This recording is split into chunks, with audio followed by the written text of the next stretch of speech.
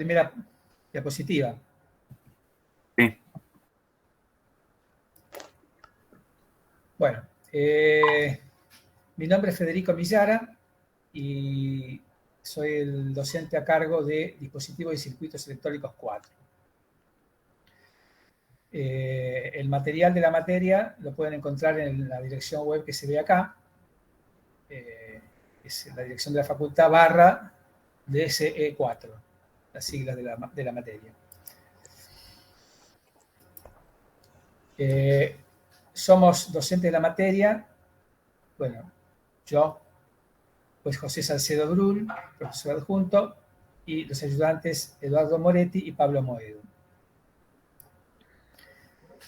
Por cualquier comunicación que quieran establecer con nosotros, pueden hacerlo a través del correo electrónico.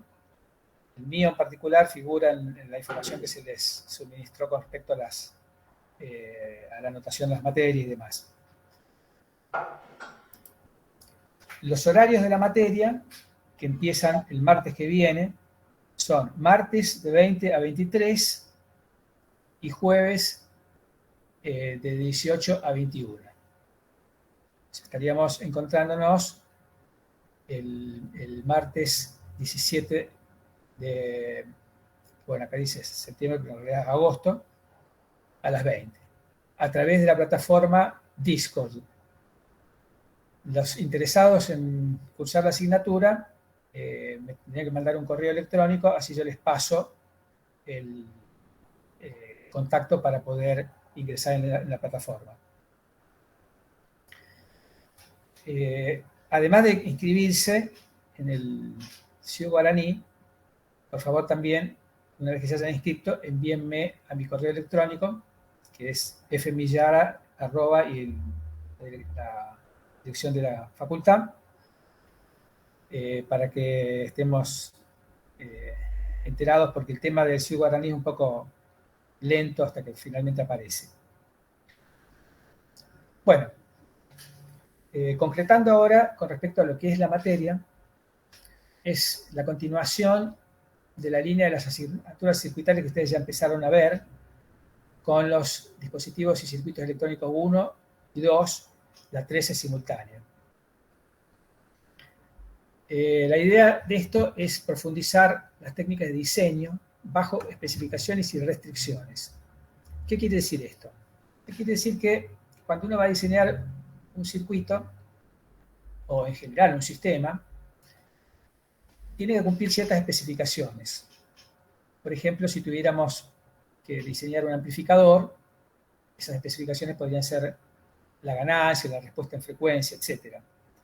Y también hay algunas restricciones que no hacen tanto el comportamiento del circuito, sino que también tienen que ver con, por ejemplo, cuestiones de costo, muy fundamentalmente, cuestiones ambientales, otra restricción importante, que en esta materia le vamos a dar bastante importancia. Los temas que cubrimos sintéticamente en la materia son, primero, proceso de diseño de circuitos electrónicos, después, aplicaciones con sistemas embebidos, aplicaciones a Internet de las cosas. Estos temas los damos primero porque uno de los trabajos prácticos, como vamos a ver, el más importante, abarca la realización de un proyecto que tiene en cuenta estas cosas. Entonces, damos primero este tema para ya estar bien en tema para poder ir desarrollándolo.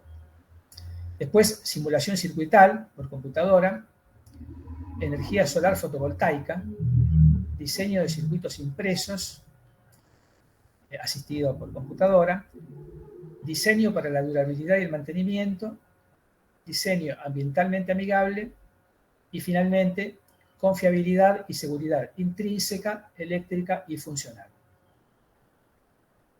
O sea, como ven, es un pantallazo general de lo que es el diseño teniendo en cuenta todas estas cosas que estuvimos comentando.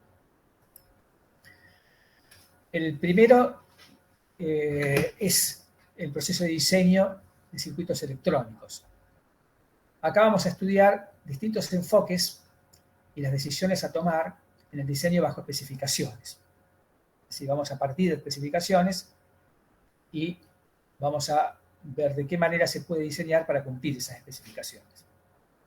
En este caso, habrá que tener en cuenta muchas cosas, como por ejemplo, qué cargas va a tener el circuito, bajo qué condiciones ambientales va a funcionar, para que las especificaciones se cumplan en todo el rango de aplicabilidad del circuito. El segundo tema es sistemas embebidos. Hoy en día hay muchos sistemas que incluyen inteligencia. Cuando digo inteligencia me estoy refiriendo a algo que está controlado mediante algún software que el diseñador incorporó en el sistema para poder realizar una funcionalidad relativamente avanzada. Esto se hace mediante sistemas embebidos. Un sistema embebido es básicamente un sistema de cómputo.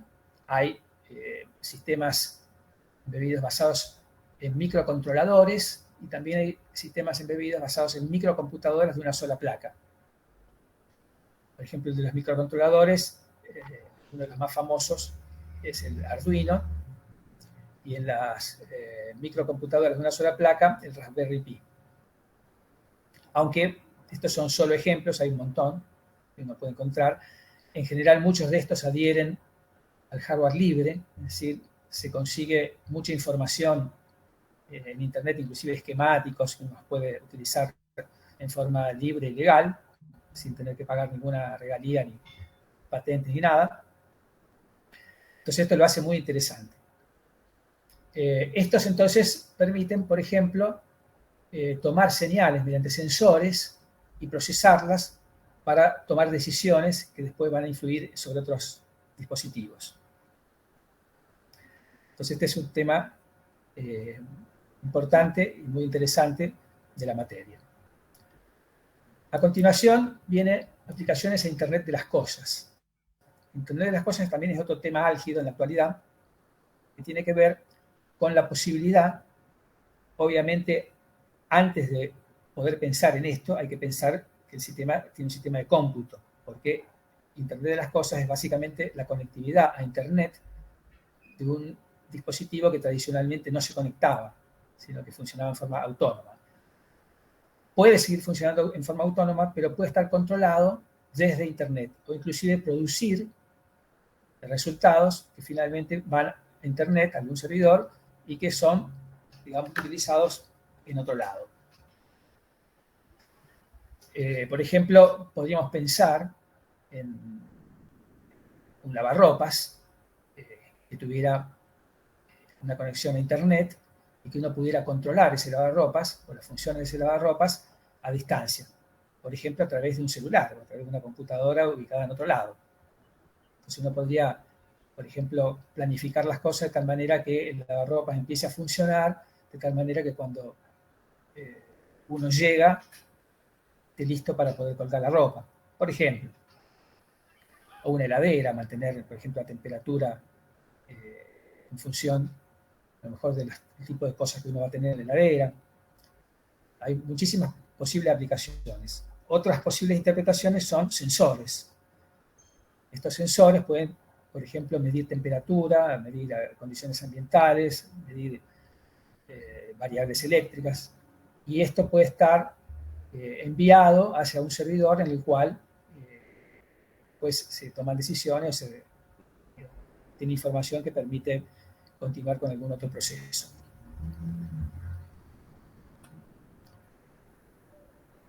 El siguiente tema es simulación circuital.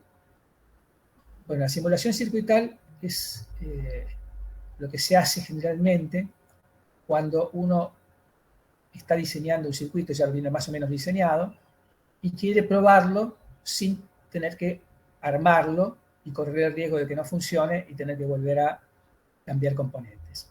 La simulación circuital hoy en día se hace por computadora en condiciones de una, digamos, equivalencia bastante buena con la realidad. Esto tiene que ver con que los modelos que se utilizan son bastante buenos. En general estos modelos incluyen las características reales de los dispositivos, cosa que a lo mejor en un análisis idealizado no se tiene en cuenta, al menos en primera aproximación. Por ejemplo, si uno diseña algo que tenga un amplificador operacional, lo primero que uno hace es pensar que el amplificador operacional es ideal, pero en realidad tiene distintas condiciones no ideales que hacen que el funcionamiento pueda no ser igual al que uno esperaba. Con la simulación circuital es mucho más probable que uno tenga un resultado más parecido a la realidad que el que obtiene con un modelo simplificado. Nosotros vamos a utilizar un simulador que es el CUX.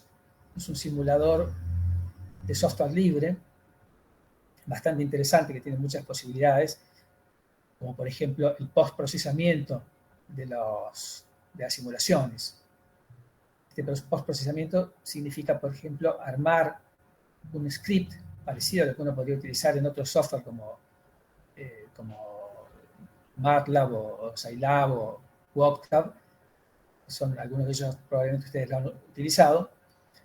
Bueno, esto también tiene la posibilidad dentro del mismo simulador de realizar scripts a partir de la información que uno obtuvo con la simulación. Entonces puede, por ejemplo, tomar decisiones. Por ejemplo, una decisión podría ser si entra o no dentro de un rango de tolerancia el comportamiento del circuito. Nosotros vamos a ver este simulador con detalle y vamos a ver también algunas de las limitaciones, porque la simulación no siempre es perfecta, hay que tener en cuenta algunos parámetros, por ejemplo, el tiempo de simulación, el tiempo de muestreo de la simulación y demás. Entonces hay que tener en cuenta esas cosas porque si no uno puede encontrarse con resultados erróneos. O sea que no es simplemente soplar y hacer botellas, sino que uno tiene que tener en cuenta qué es lo que está haciendo el simulador. No nos vamos a meter en los detalles computacionales, aunque está todo disponible. Eso es muy interesante en este simulador en particular, que es un simulador de software libre, GPL. Es muy importante que uno pueda encontrar cuáles son las técnicas que utiliza para el cálculo, cosa que en los simuladores comerciales en general no está disponible. O sea, son secretos industriales. Después vamos a tener energía solar fotovoltaica.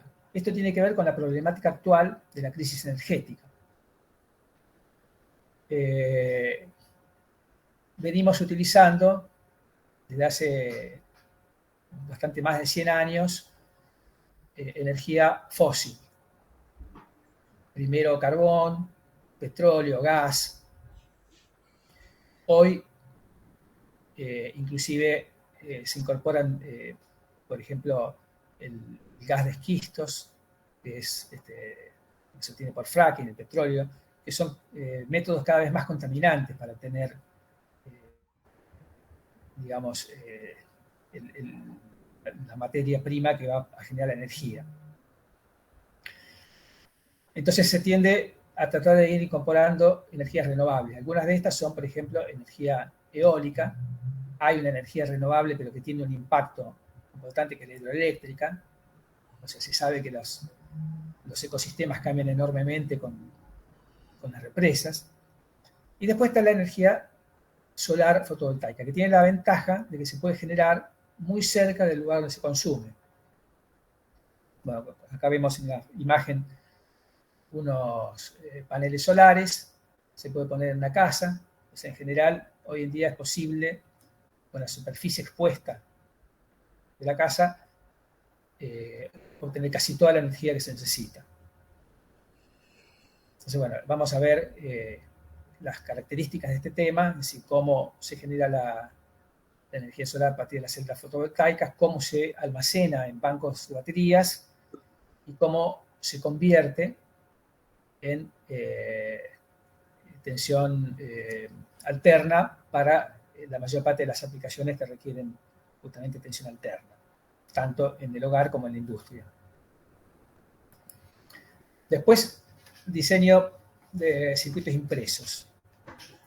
Acá también vamos a ver la introducción de los conceptos básicos de la tecnología. las características y los condicionamientos. Por ejemplo, la compatibilidad electromagnética es uno de los condicionamientos importantes. El circuito, según cómo esté diseñado, podría radiar más o menos energía electromagnética y contaminar más el ambiente electromagnético y por lo tanto afectar otros dispositivos o ser afectado por esos otros dispositivos. Entonces, las técnicas de diseño de circuitos impresos permiten controlar parcialmente eso. Vamos a utilizar un software que es el KiCad, un software también libre, que tiene muchas posibilidades y que está a la altura de los software comerciales. O sea, siempre el software libre va un poquito por detrás, pero la mayor parte de las cosas, salvo que sean extremadamente sofisticadas, se pueden resolver con este tipo de software. Y por otra parte, casi todos los softwares, ya sean libres o comerciales, tienen el mismo tipo de filosofía. O sea, cómo se ingresan los circuitos, cómo se produce después el diseño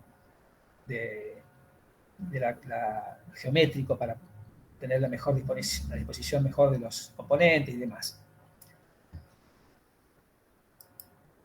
Después hay dos temas que son bastante emparentados. Uno es el diseño para la durabilidad y el mantenimiento. Esto tiene que ver con el hecho de que hay una mala costumbre en la actualidad por parte de la industria de diseñar cosas que se arruinan en muy poco tiempo. Y a veces se arruinan o dejan de funcionar no por el núcleo principal del dispositivo, sino por alguna cosa prácticamente burocrática como puede ser un botón. O sea, ¿cuánta gente no se le ha roto el botón de encendido del celular y no lo puede usar más porque ese botón tampoco se consigue el reemplazo? Y así como digo celular, puedo decir muchas otras cosas que hoy tienen, por ejemplo, botones de encendido que están destinados a destruirse después de una cierta cantidad de utilizaciones. Y por lo tanto se desperdicia una cosa que podría seguir funcionando durante muchos más años. Entonces, bueno, la idea es qué criterios tenemos si nosotros queremos hacer algo que dure. Por ejemplo, hay uno que es la confiabilidad de los componentes. Hay normas para esto. Entonces, ¿cómo hacer si uno quiere que una cosa dure para garantizar desde el diseño que los componentes no van a tener fallas o van a tener muy pocas fallas durante el tiempo de vida, el ciclo de vida del equipo? Donde el ciclo de vida inclusive arranca antes de siquiera la concepción del circuito, porque se tuvieron que digamos, buscar materias primas, y esto engancha con el otro tema, que es el diseño ambientalmente amigable, o sea, materias primas que su producción es contaminante y además tiene otras problemáticas, como por ejemplo problemáticas sociales, explotación, sobreexplotación de trabajadores y demás. Entonces, bueno, ¿cómo diseñar para que esto sea un proceso con el menor impacto posible desde antes, inclusive, del diseño? Es decir, la elección de los componentes que uno va a utilizar, el utilizar la cantidad mínima de componentes necesarios, utilizar componentes de calidad para que duren, son todos recursos que vamos a ver. La utilización de la modularidad, o sea, modularizar los diseños, también permite reaprovechar no solamente muchos diseños, sino muchos componentes que de otra manera se tirarían.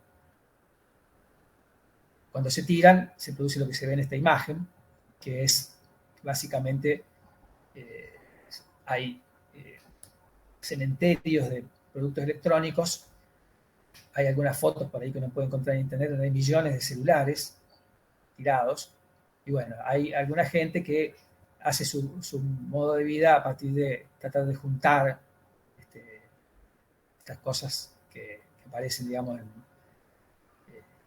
o sea, una especie de minería en la basura electrónica, ¿no? Por ejemplo, para que tengan una idea, un celular tiene 25 miligramos de oro promedio. Ese oro está en los circuitos integrados y demás.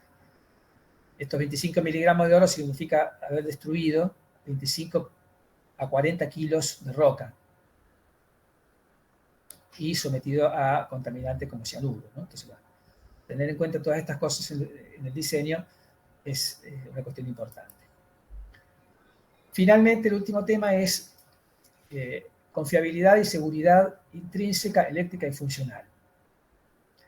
La seguridad intrínseca tiene que ver con ambientes explosivos, es decir, tiene que ver con ambientes en los cuales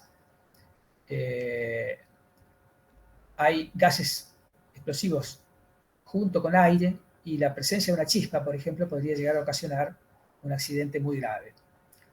Entonces, ¿cómo se hace desde el diseño, que incluye la parte eléctrica, pero también incluye algunas otras cuestiones, para evitar la posibilidad de que una chispa se pueda producir y que si se produjera no pueda producir un problema? Por ejemplo, hay algunas situaciones donde se presuriza una cabina donde está algo para que no puedan ingresar los gases explosivos. Entonces, bueno, a lo mejor se puede producir una chispa ahí adentro, por ejemplo, en un contactor es inevitable. Pero si eso está suficientemente aislado del medio externo contaminado con las sustancias explosivas, estaríamos solucionando el problema. La seguridad eléctrica tiene que ver con evitar accidentes eléctricos que pueden tener consecuencias fatales. Hay un caso célebre que ocurrió en Rosario hace algunos años, donde un músico murió en un local, en una bar de calle Mendoza, porque tocó un micrófono que estaba, digamos, mal aislado, una instalación eléctrica que era una porquería, y el pobre hombre murió. Entonces, bueno, seguridad eléctrica tiene que ver con eso. Y seguridad funcional tiene que ver con la garantización de que un sistema cumple la función que tiene que cumplir. Y la cumple bien, sin interrupciones. Ejemplos, por ejemplo, en electromedicina. Supongamos, ahora que está tan de moda por el tema de la pandemia, un respirador. El respirador no puede dejar de funcionar. Entonces tenemos que tener la seguridad de que funcione y que cumple con todas las especificaciones todo el tiempo. Entonces, bueno, ¿cómo encarar eso? Bueno, estos son los temas de la materia. La evaluación va a ser a través de dos trabajos prácticos. El trabajo y la participación en clase, que es un poco limitada en esta situación de clases online, pero bueno, también se tiene en cuenta la participación, las preguntas interesantes y demás. Y finalmente un coloquio. Los trabajos prácticos son uno sobre diseño, simulación y análisis circuital por software, que va a incluir las cuestiones de diseño en sí y va a incluir también la simulación circuital y el diseño del impreso. Y finalmente un proyecto integrador. Este proyecto integrador está basado principalmente en Internet de las Cosas y sistemas embebidos. O sea, esa es un poco la idea. El tema es bastante libre. Si ustedes tienen algún tema interesante, lo presentan y nosotros lo validamos, porque es también importante que uno tenga una motivación especial. De hecho, en dictados pasados pasó así. O sea, los alumnos vienen con alguna idea que les interesa y se termina implementando. A veces hay que retocar un poco la idea para que alcance a cubrir las expectativas, ¿no? Pero es posible. Y después en el coloquio lo que se hace es evaluar los conocimientos generales que se adquirieron, digamos, durante la materia. El objetivo del coloquio es no medir si ustedes saben demostrar algo, sino medir si ustedes están bien centrados en lo que es cada uno de los temas. Es decir, ¿para qué? ¿Por qué? Porque lo demás, digamos, es algo que se puede solucionar aunque uno se lo haya olvidado. Uno por ahí, por ejemplo, puede que no se acuerde cómo se simula con un determinado simulador. Pero si uno tiene más o menos la filosofía, enseguida lo puede hacer, o puede cambiar el simulador. Entonces, bueno, un poco es esa la idea, o sea, ver que ustedes estén bien centrados en lo que es la temática general que se desarrolla en la materia. Bueno, básicamente esto sería todo.